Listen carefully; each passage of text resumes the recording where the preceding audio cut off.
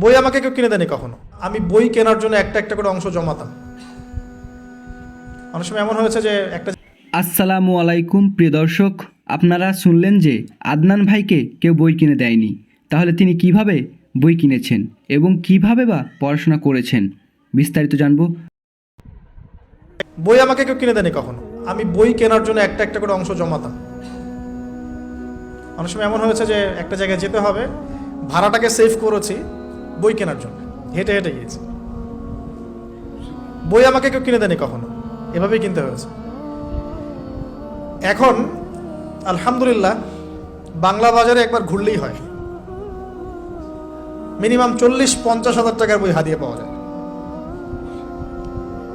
Last time আমি হাদিয়ে পেয়েছি 350টা বই। এই যেবার আসলাম এই কয়দিন আগে 350টা বই। বইয়ের প্রতি মহব্বত থাকলে আল্লাহ আপনাকে অনেক বই দিবেন।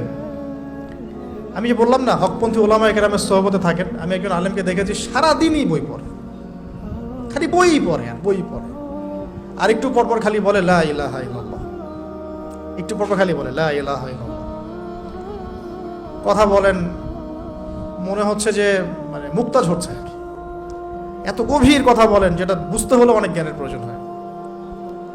যেই আসছেন তাকে সময় দিচ্ছেন, হাসছেন, হাসি মুখে কথা বলছেন। গায়ের জামা গেট আপ দেখে মনে হচ্ছে মসজিদে ঝাড়ু দেয় খাদেম আছে না, মনে হচ্ছে খাদেম। কেউ বিশ্বাসই করতে পারবে না যে ইনি হচ্ছেন বাংলাদেশের 1 নাম্বার মুহাদ্দিস। চেহারা দেখে বিশ্বাসই করতে পারবেন না আপনি। এরকমও মানুষ বাংলাদেশের মাটিতে আছেন। বইয়ের প্রতি মহব্বত রাখেন, আল্লাহ পাক আপনাকে দেখবেন অনেক বই জ্ঞান দিবে ইনশাআল্লাহ।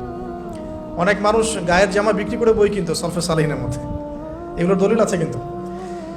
তো বইয়ের জন্য একটা অংশ, আপনার আল্লাহর জন্য একটা অংশ, পরিবারের জন্য একটা অংশ। এই বিষয়গুলো শেষ করার পর দাওয়াতি কাজ বেগবান হবে এবং আলেম ওলামা সোহবতের সাথে ইউনাইটেড থাকবেন। ইউনাইটেড এটা কেমন? এই যে একটা আপনার অ্যাসোসিয়েশন করেছেন, আমি খুব অ্যাপ্রিসিয়েট করি এগুলো কাজ, কারণ এগুলো করতে হলে অনেক জজবা লাগে, ত্যাগ লাগে, শ্রম লাগে, এবং এগুলো সমাজ পরিবর্তনের জন্য কাজ করে। তো এরকম ছোট ছোট নন পলিটিক্যাল, নন প্রফিটেবল, কারণ আমি এই পলিটিক্সটা পছন্দ করি না।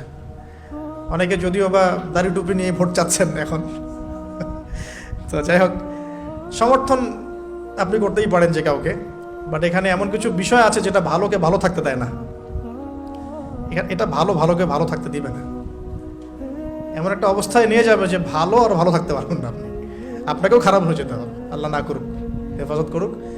তবে নিঃসন্দেহে যদি এখানে আমাদের ঊর্ধ্বতন কর্তৃপক্ষের মধ্যে এমন কেউ আসেন যারা ইসলাম প্রিয়, ইসলামকে ভালোবাসেন, আমরা তার জন্য দোয়া করবো অবশ্যই ইনশাআল্লাহ, সমস্যা নেই।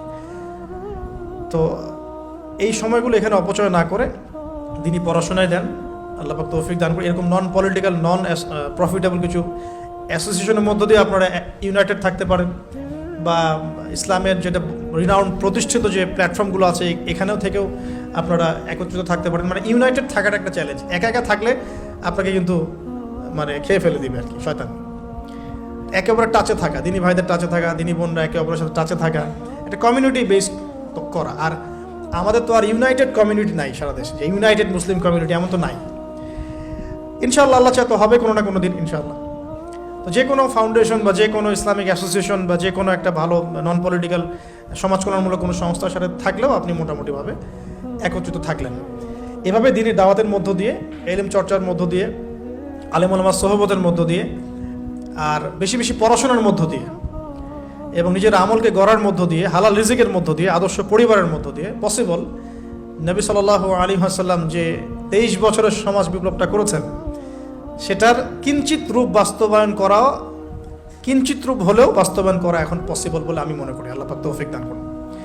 তবে পুরোপুরি কখন হবে ইনশাআল্লাহ? যখন উপর থেকে এমন কোনো নেতা আসবেন যে হবেন মাহদি, যিনি সমস্ত ছোট ছোট প্রচেষ্টাগুলোকে ঐক্যবদ্ধ করবেন, তখন হবে আসল খেলা হবে তখন আর কি। ঠিক আছে, তখন হবে কি আসল খেলা। তবে আমরা দোয়া করি আল্লাহ পাক এমন কোনো মানুষকে যেন নিয়ে আসেন ইনশাআল্লাহ। এটাও হবেই, একদিন না একদিন কিন্তু হবেই, এটাই বাস্তবতা। কোরআন হাদিস এটাই বলছে। সে কে, কারা, কখন, কোথা থেকে আসবে আমরা এটা বলতে পারি না, জানি না। কিন্তু আপাতত আমরা এভাবেই চেষ্টা চালিয়ে যেতে থাকি। ব্যক্তিকেন্দ্রিক আত্মোন্নয়ন, পড়াশোনা করা, আদর্শ পরিবার, আপনার আলেম ওলামা সোহবত, হ্যাঁ, ভালো কাজের আদেশ, অসৎ কাজে নিষেধ, তারপরে হালাল বিয়ে করা, হারাম না, আদর্শ পরিবার গড়া, সন্তানদেরকে মানুষ করা, এটা একটা পয়েন্ট ছিল, সন্তানদেরকে মানুষ করা, এবং দিনী ভাইরা, দিনী বোনরা একে অপরের টাচে থাকা।